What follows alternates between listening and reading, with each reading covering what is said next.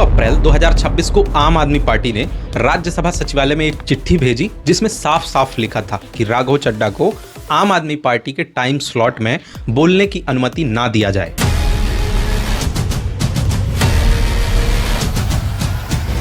अगले दिन जब राघव सदन में अपनी बात रखने के लिए खड़े हुए तो उनकी स्पीकिंग रिक्वेस्ट को रिजेक्ट कर दिया गया। जो लीडर हमेशा पार्लियामेंट में आम आदमी की आवाज उठाता है उसे उसी की पार्टी वालों ने बोलने से मना कर दिया। लेकिन क्या जनता के मुद्दे उठाना, पब्लिक इश्यूज पे बात करना कोई अपराध है?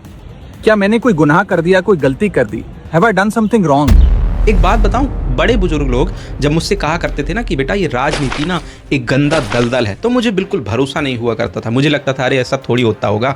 लेकिन आज ये जो घटना हुई है ना, पार्लियामेंट में मेरे बोलने का अधिकार मुझसे छीन लिया, मुझे खामोश कर दिया। इस सब के बाद आज के राजनीतिक कल्चर से मेरा भरोसा अब डगमगाने लगा है, क्योंकि देश की राजनीति अब सच में कीचड़ और दलदल बनती जा रही है।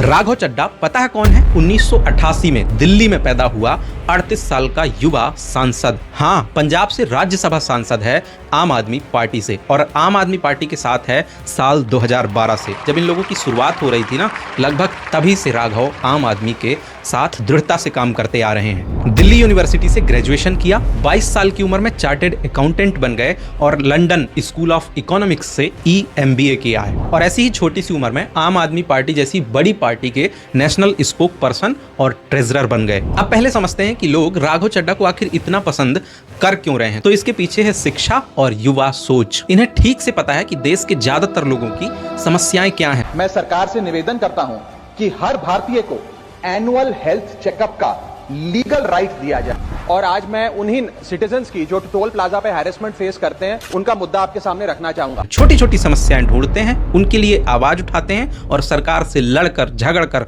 उस प्रॉब्लम को सॉल्व करते हैं। कुछ एग्जांपल्स देख लीजिए। जैसे राघव ने अभी कुछ दिन पहले स्विगी और जोमेटो के राइडर्स के लिए आवाज उठाई कि इन्हें इनकी मेहनत के हिसाब से पैसे और इंश्योरेंस मिलना चाहिए।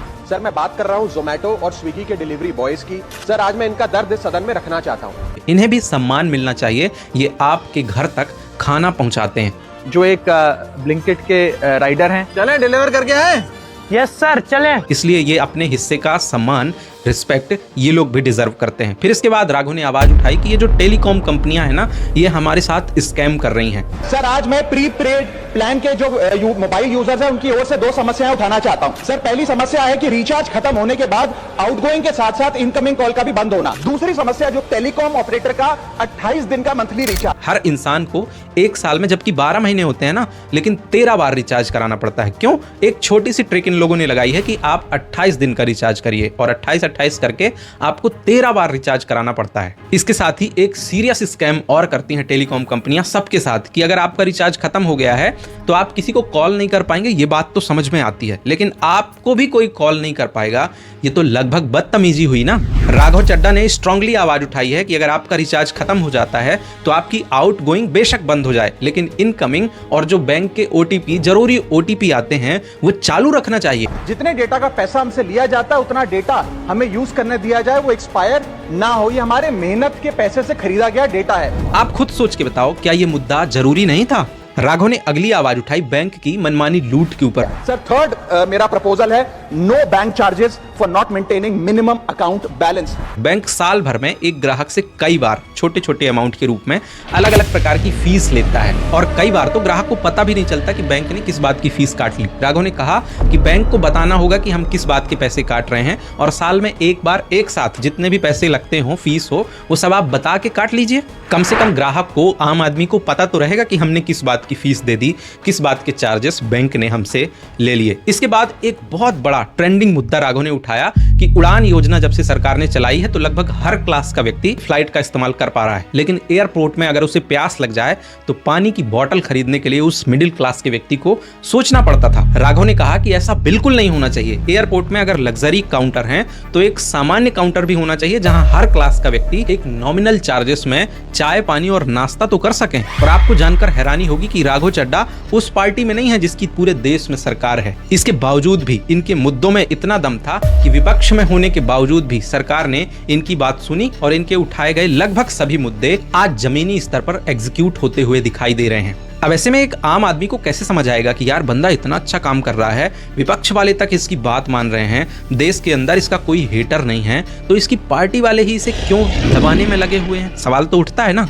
तो देखिए, राजनीति का जो दूसरा चेहरा है ना, डेविल फेस, वो आपको यहीं से देखने को मिलेगा। राघव बिलोंग करते हैं आम आदमी पार्टी से, और आम आदमी पार्टी में इनसे भी ऊपर काफी सारे और सीनियर लीडर हैं जिनकी राजनीतिक आभा, फेम अब लगभग धूमिल हो चुका है। और ऐसे में अकॉर्डिंग टू देम राघव अभी बच्चा है, उसे इतना सम्मान, इतना फेम नहीं मिलना चाहिए।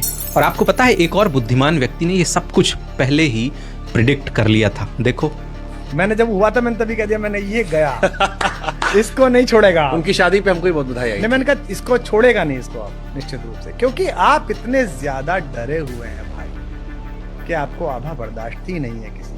ये सब क्या है यार कि अगर आपका फेम कम हो गया है, आपकी चमक कम हो गई है, तो आप किसी और को भी नहीं चमकने दोगे? ये क्या मानसिकता है? और जब पार्टी से सवाल पूछा गया कि आपने ऐसा क्यों किया, तो पता है ये लोग क्या जवाब दे रहे हैं कि देश में और भी बड़े मुद्दे हैं, राघव उनकी बात नहीं करते हैं, राघव छोटे छोटे मुद्दों की बात करते हैं। और एक चीज और, उन्होंने ये भी कहा कि राघव सरकार से, मतलब बीजेपी पार्टी से डरते हैं, इसलिए उनके खिलाफ खुल के कुछ नहीं बोलते। अब आप मुझे बताओ कि विपक्ष का क्या मतलब होता है? कि सरकार कुछ भी करे बस गलत बोलना है? बिल्कुल नहीं दोस्तों, विपक्ष का मतलब होता है कि सरकार जहां गलत करे उसे गलत बोलना है। ये नहीं कि सरकार अगर अच्छा भी करे तो आप उंगली उठा दें। एक पर्सनल बात बताऊं, जब आम आदमी पार्टी खड़ी हो रही थी ना, जब अन्ना हजारे इनके साथ थे, लोकपाल बिल का सहारा लेके ये लोग खड़े हो रहे थे, तब मैं और मेरे जैसे करोड़ों लोग इस पार्टी का समर्थन करने के लिए तैयार थे। और कई सालों तक हम सबको इन लोगों की जो सोच है ना, वो ठीक लग रही थी। लेकिन जब अरविंद केजरीवाल एयर स्ट्राइक के बाद भारतीय सेना से सबूत मांगने की नीचता पर उतर आए ना,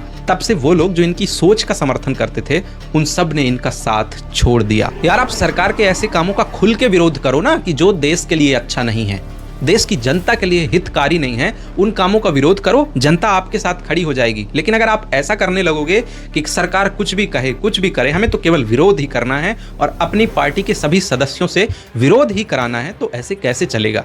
पार्टी की हालत वैसे भी लगभग खराब ही चल रही है, कोई बड़ा लीडर बचा ही नहीं है, सब जेल में थे, अभी अभी बाहर आए हैं। अब आप क्या चाह रहे हो कि एक जो सितारा आपकी पार्टी में है वो भी छोड़ के चला जाए? और पार्टी वार्टी तो छोड़ो यार, हम सबको हमारे देश में ऐसे युवा और शिक्षित पॉलिटिशियन की जरूरत है। इसलिए हम लोग खुलकर बिना किसी पार्टी को सपोर्ट करते हुए राघव जैसे पॉलिटिशियन का सपोर्ट करेंगे ही।